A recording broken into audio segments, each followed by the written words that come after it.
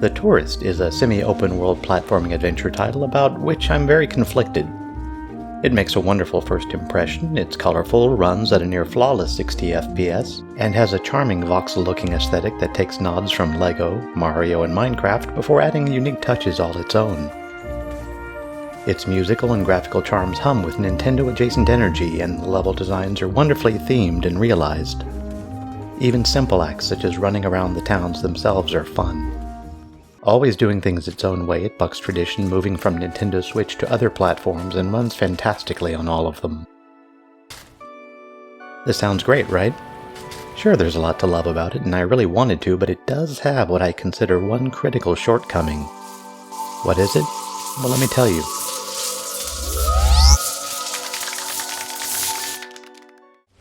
You see, this review was difficult to write for two reasons. One, because with place names like Touryst Island, Hawaii, and Fiji spelled as shown, the Tourist has caused a nightmarish struggle for gained ground against my editor's autocorrect. And two, the game has so much going for it, and was seemingly designed and created so earnestly that it's painful to point out its one overriding flaw.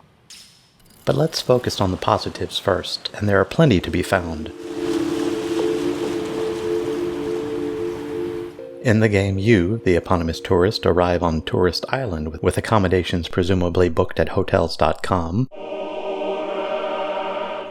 on a boat which serves as your fast travel mechanism over the course of the game. The first 10 minutes of play introduce you to the game mechanics in a gentle fashion before unlocking the main story mission, and over the course of the next 6 to 8 hours that mission has you visiting several island zones, each unlocked by acquiring its related travel guide.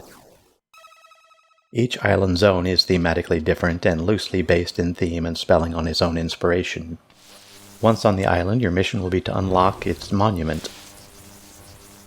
Inside, you'll hop and puzzle through each room to a final boss or sentinel, and after its defeat, you'll reach the monument's core, which you must retrieve and bring back to Touryst Island.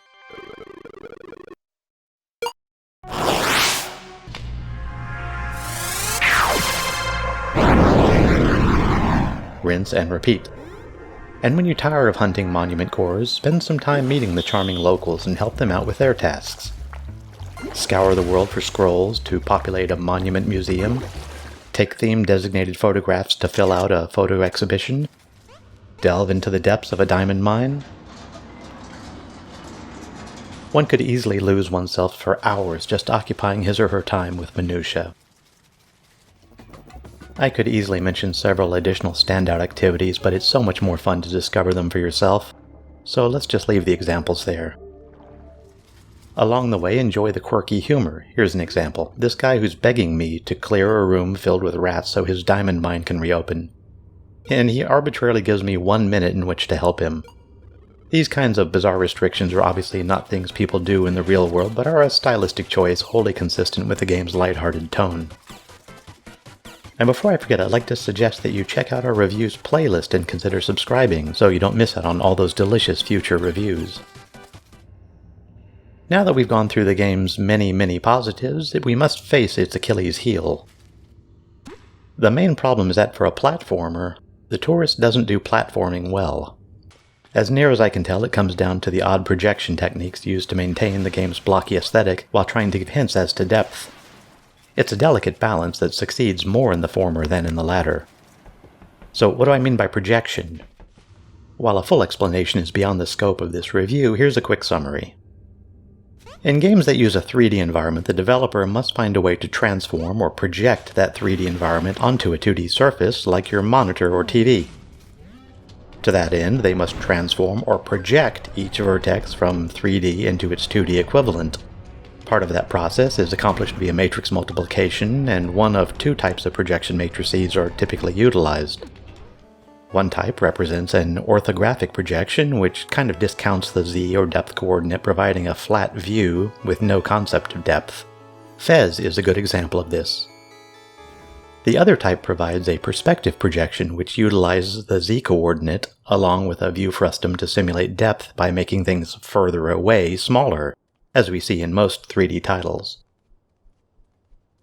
These are concepts with which every gamer is immediately comfortable, and the Touryst seems like it uses a very slight projection that feels almost orthogonal and somehow wrong.